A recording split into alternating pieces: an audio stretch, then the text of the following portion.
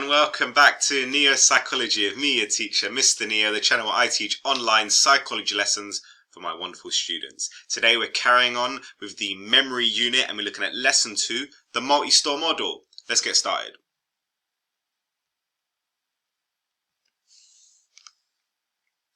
Starter.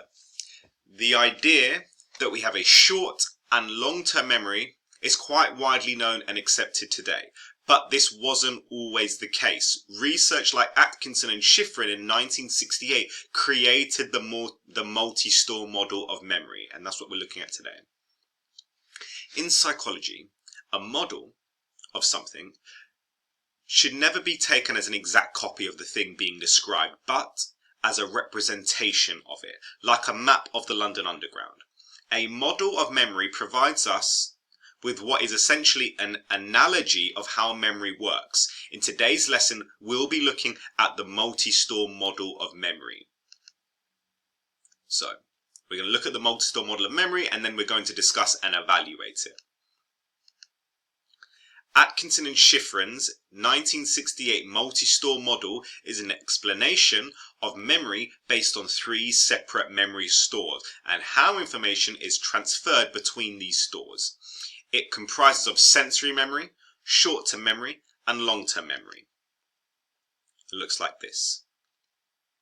We're going to go through each of the stages of the model little by little. So, first of all, sensory memory. All stimuli from the environment, for example, sound of someone talking, smell of food, is passed into the sensory memory register. The capacity of these registers is very large, but the duration is very limited, milliseconds. Transfer from sensory memory to short-term memory. Most of the information is lost as it receives no attention. So in our lives, we've got loads of things going on in our sensory memory. All the smells, all the touches, all the tastes, all the sights that we see. But we can't take it all in because we don't pay attention to it all. But if attention is focused on one of the sensory stores, information is then passed to the short-term memory. The short-term memory has a limited capacity store of temporary duration. Coding is acoustic.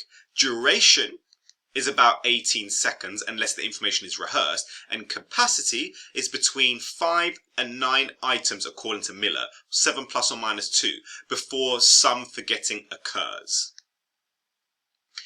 The transfer from short-term memory to long-term memory. Maintenance rehearsal occurs when we repeat material to ourselves. So, like if you're trying to remember something, you repeat it in your head again and again and again. You go, yeah, okay, I got it. We can keep information in short-term memory as long as we rehearse it.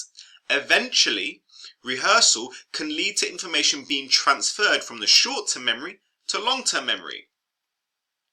Long-term memory is a permanent memory store. Coding is mostly semantic.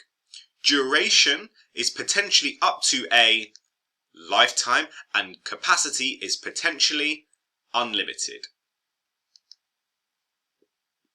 Retrieval from long-term memory. Information that is stored in long-term memory can be returned to the short-term memory by the process of retrieval, where it becomes available for use.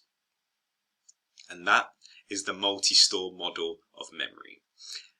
It is a representation of how memory works in terms of 3 stores called the sensory memory, the short-term memory, and the long-term memory.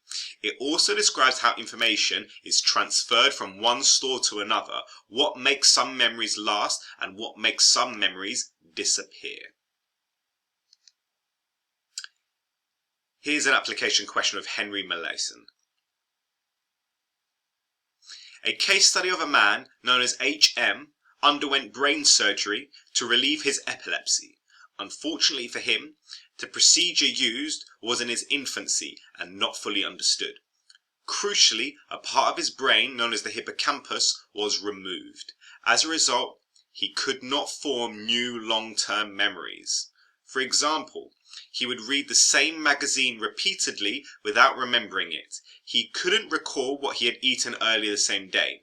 However, despite all of this, he performed well on tests of immediate memory span, a measure of short-term memory. The case of HM is usually taken to support the multi-store model. Can you explain why? Pause the video, talk about HM, explain. Here's the answer. The case of HM supports the multi-store model because it supports the central feature of the model, that there are two separate and independent memory stores, short-term memory and long-term memory. What happened to HM is evidence that it is possible to sustain damage to one of these stores with the other remaining relatively unaffected. HM's long-term memory is badly damaged. He had no memory of events that happened just hours or even minutes earlier. But testing showed that his short-term memory was much less badly affected. He could recall information that was presented to him immediately. This demonstrates that there are two separate independent memory stores, long-term and short-term memory. And that is the multi-store model. Can you identify one thing you've learned about the multi-store model? Why do you think learning about the multi-store model is important? What was the hardest part to understand about the multi-store model? And what questions has this raised for you? Feel free to put them in the comments. And that is the multi-store model. Let's have a look at discussing and evaluating the multi-store model. What are some of the strengths and limitations of the multi-store model? There is supporting evidence for the multi-store model. Controlled lab experiments, for example, Peterson and Peterson 1959, support the existence of separate short and long-term memory stores. Studies using brain scanning techniques have demonstrated a difference between short and long-term memory. Beardsley found that the prefrontal cortex is active during short-term memory but not long-term memory tasks. Squire et al. Found that the hippocampus is active on long-term memory tasks but not short-term memory tasks. And that's why you would explain why the HM, who had his hippocampus destroyed in surgery, and why he could no longer recall long-term memories, but he could short-term. This supports the idea of separate short and long-term memory stores, which is the basis of the multi-store model. Is it a strength or a limitation? It is a strength. It is supporting evidence. Support from case studies. Studies of brain-damaged individuals show that different brain areas are involved in short and long-term memory. HM's brain damage was caused by an operation to remove both hippocampi. He could not form new long-term memories, although he could remember things from before the surgery. This provides support for the multi-store model, as HM was unable to transfer information from his short-term to long-term memory, but was able to retrieve memories from before his surgery.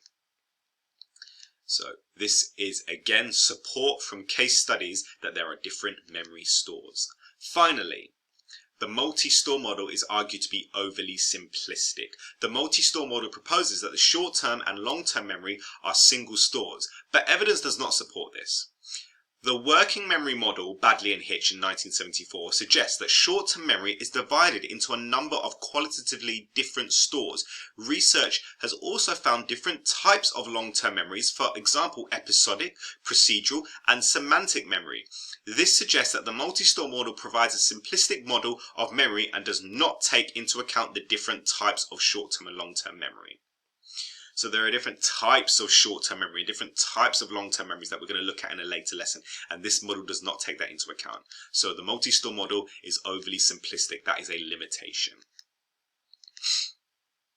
Summarize each evaluative point into your own words. If you want to challenge yourself, can you summarize the evaluative points into exactly 10 words? Give that a go now, please. And that is the second learning objective done. Let's have a look at the plenary. What can you recall about the multi-store model of memory? How's your memory of the multi-store model of memory? What goes on the left? The left box? Oh, sorry. What type of stimuli goes into the left box?